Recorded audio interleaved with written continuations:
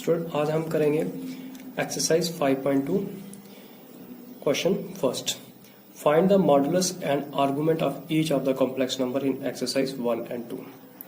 हमें फाइंड करना है मॉडुलस और आर्गुमेंट। लास्ट टाइम मैंने आपको बताया था मॉडुलस किस तरह से फाइंड करते हैं और आर्गुमेंट किस तरह से फाइंड करते हैं। मॉडुलस क्या होता है? आर ये होता है equals to square root of x square plus y square. अब मॉडुलस काफी इजी है फाइंड करना। देखिए यहाँ पे कॉम्प्लेक्स नंबर हमें दिया है z is equal to -1 minus √3 i। तो कॉम्प्लेक्स नंबर हम किस फॉर्म में लिखते हैं? z is equal to x plus iota y. अगर हम इन दोनों को कंपेयर करें, यहां से हमें x की वैल्यू भी मिल जाएगी और y की वैल्यू भी मिल जाएगी। देखिए यहाँ पर x क्या है, इन दोनों को अगर हम कंपेयर करें तो x की वैल्यू क्या मिलती है हमें? x आ गया -1 और इसी तरह आयोटा के साथ क्या है यहाँ पर -√3 और यहाँ पर आयोटा के साथ y है तो y इज इक्वल टू -√3। तो अब हम ये फॉर्मूला यूज करके मॉडुलस निकाल सकते हैं। तो r is equal to square root of x square plus y square होता है। तो x की वैल्यू भी है हमारे पास और y की वैल्यू भी है। x क्या है? -1 का स्क्वायर प्लस y है -√3 का स्क्वायर। अब -1 का स्क्वायर क्या होगा? 1 प्लस -√3 इंटू -√3 अगर हम करें माइनस माइनस प्लस और स्क्वायर रूट 3 क्या आ गया? 3। तो यहां पर आपका क्या आ जाएगा? 3। तो r इज इक्वल टू क्या हो गया? 3 + 1 4। अब 4 का स्क्वायर रूट क्या होता है? 2। तो ये r जो हमने निकाला इसे हम कहेंगे मॉडुलस। मॉडुलस आपका आ गया 2। अब हमें फाइंड करना है थीटा। अब लास्ट टाइम मैंने बताया था आपको कि थीटा फाइंड करने से पहले हमें फाइंड करना पड़ेगा अल्फा। अब अल्फा क्या होता है? Alpha is equal to tan inverse mod of y upon x। अब y की वैल्यू भी है हमारे पास -√3 और x की वैल्यू भी है -1। ये दोनों वैल्यूज हम यहां पुट करेंगे। tan इनवर्स y की value -√3 upon x -1। Minus minus cancel. अब इसको मार के बाहर भी हम लिख सकते हैं क्योंकि पॉजिटिव वैल्यू है।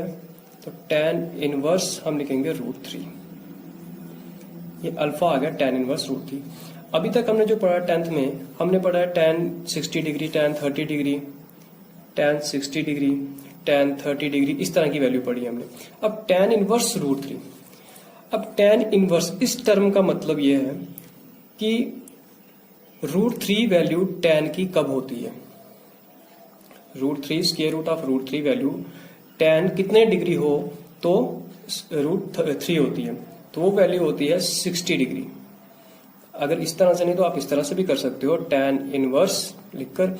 अब √3 कब होती है? जब tan 60 डिग्री होता है। तो tan इनवर्स इस तरह से कैंसिल करके ये कर सकते हो, लेकिन सही जो मीनिंग है इस टर्म का ये है कि tan इनवर्स √3 मतलब √3 वैल्यू tan कितने डिग्री भी होती है? वो होती है 60 डिग्री। तो 60 डिग्री को हम लिख सकते हैं π/3।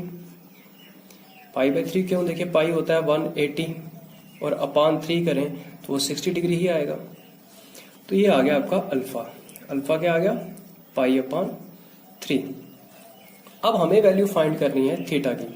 अब थीटा के लिए आपको बताया था मैंने लास्ट वीडियो में, उसमें आपको देखना आपका x और y किस क्वाड्रेंट में फॉल कर रहा है। सबसे पहले x और y किस क्वाड्रेंट में फॉल कर रहा है। देखिए x की वैल्यू जो है हमारे पास एक तो -1 है और y की वैल्यू है -√3। मतलब दोनों की टर्म जो है नेगेटिव है। अब देखिए फर्स्ट क्वाड्रेंट में x भी पॉजिटिव होता है, y भी पॉजिटिव, सेकंड में x negative y positive, third में दोनों नेगेटिव और फोर्थ क्वाड्रेंट में x पॉजिटिव और y नेगेटिव। अब आपने देखना x भी हमारा नेगेटिव है और y भी क्या है? नेगेटिव है। तो ये कौन से क्वाड्रेंट में फॉल करेंगे? दोनों नेगेटिव वैल्यू है थर्ड क्वाड्रेंट में। जब ये दोनों वैल्यूज थर्ड क्वाड्रेंट में आएंगी तो आपने यहां पर देखिए थीटा किसके इक्वल है? थर्ड क्वाड्रेंट में थीटा इक्वल होगा -π - अल्फा के। थीटा किसके इक्वल होगा, minus of pi minus alpha. तो हमारा ये जो कॉम्प्लेक्स नंबर था z is equal to -1 minus √3 iota, ये किस क्वाड्रेंट में आया, ये थर्ड क्वाड्रेंट में। तो हम किस तरह से लिखेंगे इसको, हम लिखेंगे z here z is equal to -1 minus √3 iota lies in third quadrant.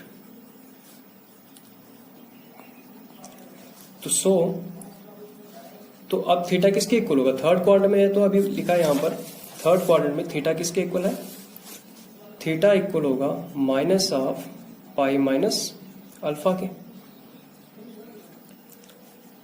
तो माइनस पाई माइनस अल्फा, अब अल्फा की वैल्यू हमने क्या निकाली है, पाई बाई 3 माइनस मल्टीप्लाई करिए इससे 3 pi minus pi upon 3 which is equal to -2 pi upon 3। तो थीटा की वैल्यू आ गई -2 पाई अपॉन 3। ये जो थीटा है यही क्या है आपका आर्गुमेंट। तो मॉडुलस भी निकाल लिया हमने, r इज इक्वल टू कितना आ गया आपका 2 और थीटा जो आर्गुमेंट है -2 पाई बाई 3। अब सेकंड पार्ट देखिए, सेकंड क्वेश्चन में है -√3 प्लस आयोटा। तो यहां पर देखिए x की वैल्यू जो है वो क्या है, x आपका आ गया -√3, y अगर यहां पर आयोटा के साथ कुछ नहीं तो हम इसे मान लेते हैं यहां पर होगा, तो y आपका आ गया 1। तो अब देखिए यहां से आप इसका मॉडुलस भी बिल्कुल सेम इसी तरह से x² प्लस, क्योंकि x की वैल्यू भी आ गई आपके पास -√3 और y की वैल्यू 1, बिल्कुल इसी तरह से आप x² प्लस y² निकाल के आपका मॉडुलस आ जाएगा। उसके बाद same alpha tan inverse y by x जो है आपका कितना आएगा 1 अपान -√3 में आएगा। तो बिल्कुल सेम उसी तरह से करना आपने, जब देख लेना फिर क्वाड्रेंट किस क्वाड्रेंट में आएगा, x ये x जो है नेगेटिव है और y क्या है पॉजिटिव है, x नेगेटिव y पॉजिटिव, तो नेगेटिव और पॉजिटिव तो कौन से क्वाड्रेंट में आ रहे हैं, x की वैल्यू नेगेटिव कौन से क्वाड्रेंट में है और पॉजिटिव y की सेकंड क्वाड्रेंट में। तो सेकंड क्वाड्रेंट में जो आपका थीटा है वो किसके इक्वल होगा, पाई माइनस अल्फा। जो आपकी अल्फा की वैल्यू होगी पाई में से वो माइनस कर देनी है, तो आपका थीटा भी वहां से फाइंड हो जाएगा। अब नेक्स्ट क्वेश्चन है convert the given complex number in polar form. तो पोलर फॉर्म के लिए भी अब पोलर फॉर्म z किस तरह से रिप्रेजेंट करते हैं, z is equal to r cos theta plus r iota sine theta.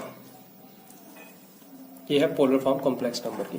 तो हमें क्या फाइंड करना पड़ेगा, r और थीटा, बिल्कुल सेम जैसे हमने लास्ट क्वेश्चन में किया, r और थीटा फाइंड करना है, उससे वैल्यू यहां पर पुट कर देनी है। तो क्वेश्चन है आपका 1 माइनस आयोटा। तो z is equal to 1 minus iota. तो यहां से देखिए x की वैल्यू क्या है 1 और y की वैल्यू क्या है -1। तो therefore r we know that r is equal to x² plus y² square root. x की वैल्यू 1 का स्क्वायर प्लस -1 स्क्वायर, 1 का स्क्वायर 1 हो गया और -1 का स्क्वायर भी 1 विच इज इक्वल टू 1√2। तो r की वैल्यू क्या आ गई, जो मॉडुलस हमने फाइंड करना था वो आ गया √2, r की वैल्यू आ गई। अब हमें चाहिए थीटा। अब थीटा फाइंड करने के लिए हमें क्या फाइंड करना पड़ेगा, अल्फा। तो अल्फा किसके इक्वल होता है,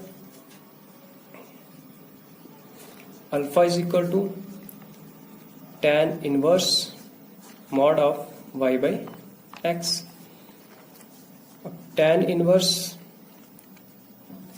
y की वैल्यू क्या है -1 और x 1, -1 अपान 1। अब देखिए जब मॉड से बाहर कोई टर्म निकलती है, अगर वो नेगेटिव हो तो वो पॉजिटिव हो जाती है, अगर पॉजिटिव है तो पॉजिटिव रहेगी। तो इसको हम लिख सकते हैं tan इनवर्स 1। अब हमने यहां पर देखना है कि tan की वैल्यू 1 कब होती है, tan कितने डिग्री पर 1 होता है। तो tan होता है 45 डिग्री, tan 45 डिग्री की वैल्यू क्या होती है 1, tan 45 degree is equal to 1। तो हमने लिख लिया यहाँ पर 45 डिग्री। तो 45 डिग्री को हम लिख सकते हैं π/4 लिख सकते हैं। तो देयरफॉर अल्फा की वैल्यू क्या आ गई, π/4। अब हमने देखना है, हमें चाहिए अब थीटा। अब थीटा के लिए हमें देखना है एक्स और वाई कौन से क्वाड्रेंट में लाई कर रहे हैं। मीन्स आपका ये जेड है कॉम्प्लेक्स नंबर 1 माइनस आयोटा कौन से क्वाड्रेंट में। तो एक्स की वैल्यू कौन सी है, एक्स की वैल्यू पॉजिटिव में है, वाई की वैल्यू क्या है, नेगेटिव में है। तो एक्स की वैल्यू पॉजिटिव और वाई की वैल्यू नेगेटिव कौन से क्वाड्रेंट में है, फोर्थ क्वाड्रेंट में। फोर्थ क्वाड्रेंट में जो थीटा है वो किसके इक्वल है, माइनस अल्फा के। तो जो भी वैल्यू अल्फा के होगी उससे हमने माइनस कर देना, तो वो आपकी थीटा की वैल्यू आ जाएगी। तो हम लिखेंगे z is equal to 1 minus iota lies in fourth quadrant. तो देयरफॉर अब फोर्थ क्वाड्रेंट में अगर लाई करता है z, तो थीटा इक्वल होता है किसके, माइनस अल्फा के। Theta is equal to alpha कितना, ये माइनस आ गया, अल्फा है π/4। तो अब जो पोलर फॉर्म में हम लिखते हैं z को, z is equal to r cos theta plus r iota sine theta. हमने r की वैल्यू भी फाइंड कर ली है और थीटा की वैल्यू भी फाइंड कर ली है, दोनों वैल्यू हमने यहां पुट कर देनी है।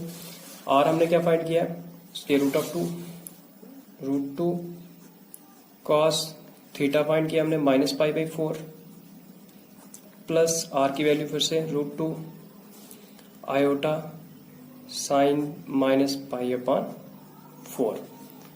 तो अब √2 यहां पर भी है और यहां पर भी, इसको कॉमन ले लेते हैं। कॉमन ले लिया तो यहां क्या रह गया, cos माइनस π/4 और प्लस आयोटा साइन माइनस π/4। तो ये आपका आंसर आ गया। अब जितने भी आगे नेक्स्ट क्वेश्चन जितने भी हैं इस एक्सरसाइज के, वो सभी बिल्कुल सेम एक ही मेथड यूज होगा सब में। मान लो एक पार्ट में आपको दिया है सिर्फ z is equal to iota. अब इसको पोलर फॉर्म में कैसे लिखना है, तो अब हम इसको लिख सकते हैं z is equal to 0 plus 1 iota करके। तो यहां से x की वैल्यू क्या होगी, ये हो गया x और ये होगी y। तो x भी आ गया, y भी आ गया, तो आपका r जो है 0 का स्क्वायर प्लस 1 का स्क्वायर, ये कितना आ गया 1 विच इज इक्वल टू 1।